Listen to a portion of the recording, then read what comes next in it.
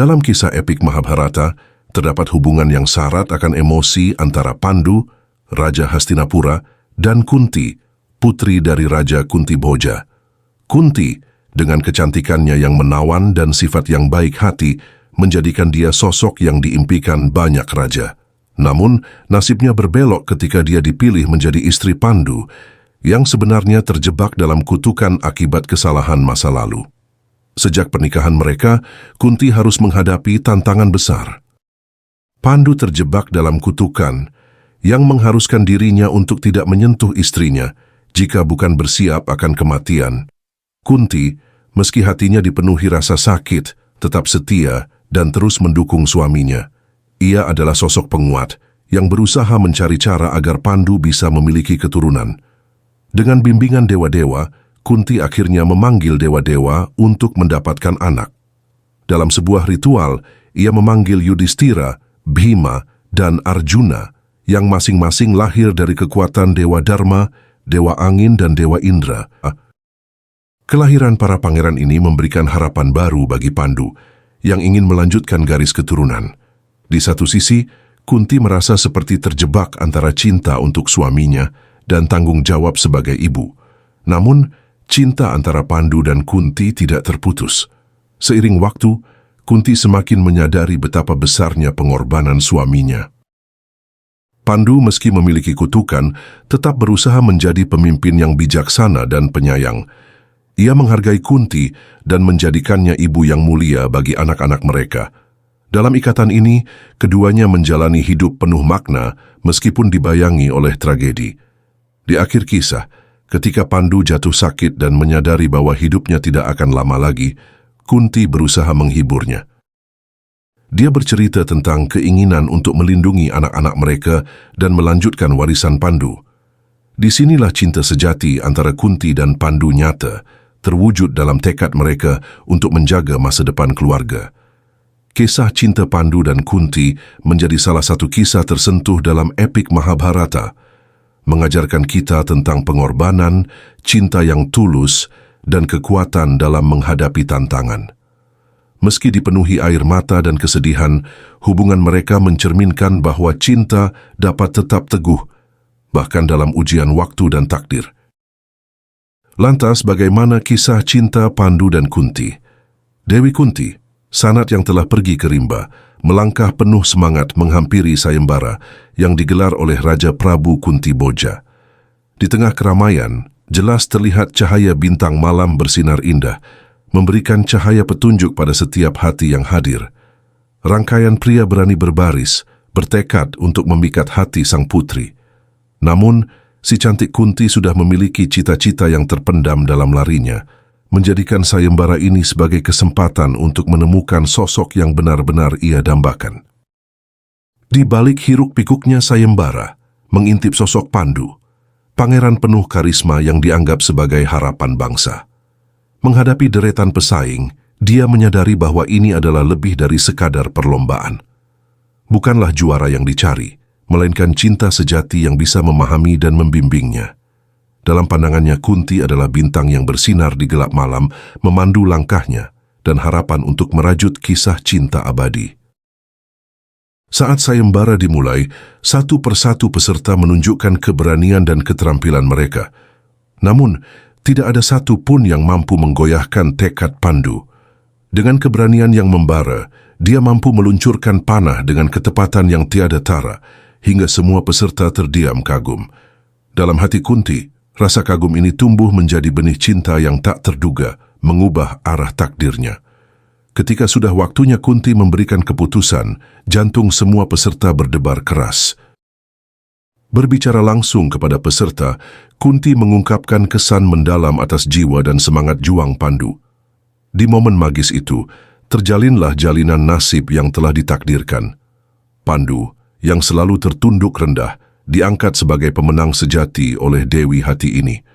Dari sayembara ini, bukan hanya sekadar cinta yang didapat, tetapi sebuah perjalanan menuju saling memahami dan mendampingi. Kunti dan Pandu, dua jiwa yang bersatu seperti dua bintang yang membentuk pola cerita tak terduga. Mereka berdua adalah contoh cinta yang berani menghadapi tantangan, meski dalam balutan kisah epik yang begitu rumit.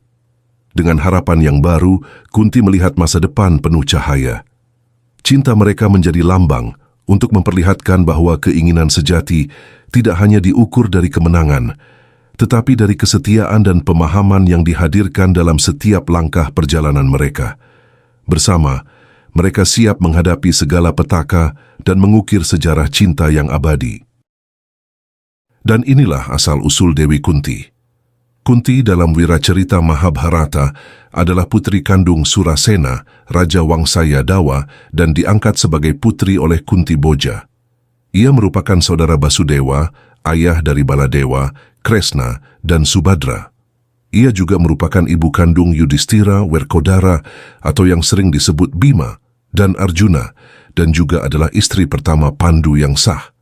Selain itu, Kunti juga ibu kandung Karna. Sepeninggal Pandu, ia mengasuh Nakula dan Sadewa, anak Pandu dan Madri.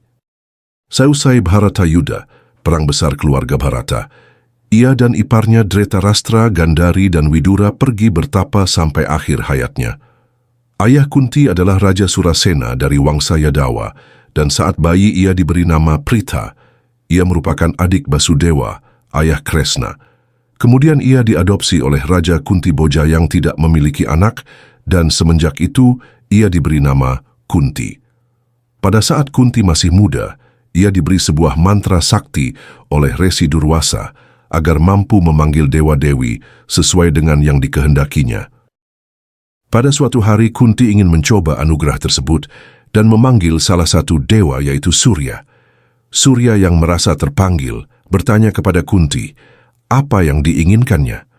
Namun Kunti menyuruh sang dewa untuk kembali ke kediamannya, karena Kunti sudah memanggil dewa tersebut agar datang ke bumi namun tidak menginginkan berkah apapun. Sang dewa memberikan seorang putra kepada Kunti. Kunti tidak ingin memiliki putra semasih muda, maka ia memasukkan anak tersebut ke dalam keranjang dan menghanyutkannya di sungai Aswa. Kemudian putra tersebut dipungut oleh seorang kusir di keraton Hastinapura yang bernama Adirata. Anak tersebut diberi nama Karna. Kunti menikah dengan Pandu, seorang raja di Hastinapura, dalam sebuah sayembara. Pandu juga menikahi Madri sebagai istri kedua, namun Pandu tidak mampu memiliki anak karena kutukan yang diterimanya setelah membunuh Resi Kindama tanpa sengaja. Demi menebus kesalahannya, Pandu dan kedua istrinya hidup di hutan sebagai pertapa.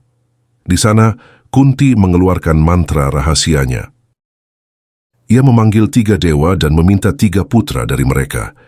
Putra pertama diberi nama Yudhistira dari Dewa Yama atau Dewa Dharma, yang kedua bernama Bima dari Dewa Bayu, dan yang terakhir bernama Arjuna dari Dewa Indra.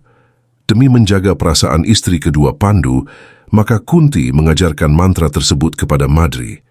Madri memanggil Dewa Aswindan menerima putra kembar yang diberi nama Nakula dan Sadewa. Kelima putra Pandu tersebut dikenal dengan nama Pandawa. Setelah kematian Pandu dan Madri, Kunti mengasuh kelima putra tersebut sendirian. Sesuai dengan amanat Madri, Kunti berjanji akan memperlakukan Nakula dan Sadewa seperti putranya sendiri. Selama kelima putranya pergi ke pengasingan selama 13 tahun, Kunti tinggal di rumah iparnya, Widura. Kisah Kunti juga tercantum dalam Bhagavata Purana, dan di sana ia muncul sebagai narator untuk suatu devosi Hindu yang dikenal dengan istilah Bhakti Yoga. Setelah pertempuran besar di Kurukshetra berkecamuk dan usianya sudah sangat tua, Kunti pergi ke hutan bersama dengan ipar-iparnya yang lain seperti Dhritarashtra, Widura, dan Gandhari untuk meninggalkan kehidupan duniawi. Mereka menyerahkan kerajaan kepada Yudhistira. Di dalam hutan, Kunti dan yang lainnya terbakar oleh api suci mereka sendiri dan wafat di sana. Dan inilah awal mula kisah Raja Pandu dan Kerajaan Hastinapura. Pada zaman dahulu, di Kerajaan Hastinapura terdapat seorang raja yang bijaksana bernama Pandu. Ia dikenal karena keadilan dan kecerdasannya dalam memimpin rakyatnya.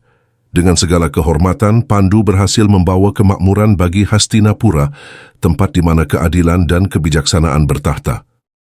Namun kebahagiaan itu tidak berlangsung lama. Ketika Pandu sedang berburu, ia terkena kutukan yang mengubah segalanya. Kutukan itu menjadikannya tidak mampu memiliki keturunan, suatu hal yang sangat penting dalam tradisi kerajaan. Merasa terdesak oleh kebutuhan untuk meneruskan garis keturunannya, Pandu mencarikan jalan alternatif untuk mengatasi kutukan tersebut. Dengan penuh kecerdasan, ia meminta izin kepada istrinya, Kunti, untuk menggunakan mantra yang mungkin dapat membantunya memiliki anak.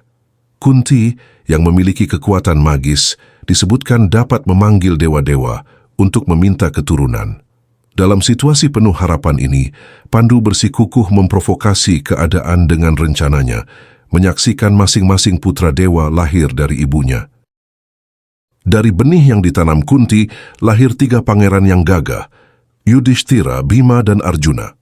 Mereka dikenal bukan hanya karena kekuatan fisik, tetapi juga kecerdasan dan keutamaan moral yang diwariskan dari ayah dan ibu mereka. Ketika Kunti menjalani ritualnya, Madri, istri kedua Pandu, juga menginginkan keturunan. Dengan bantuan mantra yang sama, ia memanggil dewa kembar, Nakula, dan Sadewa, menambah kekuatan dan potensi Pangeran Hastinapura.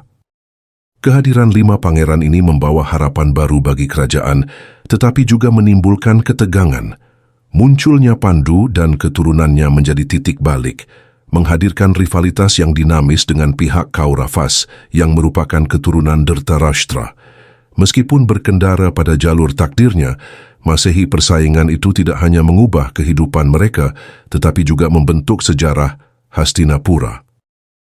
Di tengah semua intrik dan ketegangan, Pandu tetap berusaha untuk menjaga keseimbangan dalam keluarganya. Suatu legasi terlahir, ditandai oleh nilai-nilai ketulusan, keadilan, dan tanggung jawab. Dari perseteruan menjadi pelajaran mengenai arti sejati dari kepemimpinan, Pandu tidak pernah berhenti berupaya menjaga keharmonisan di Hastinapura, merangkul semua untuk mencapai kedamaian yang lestari.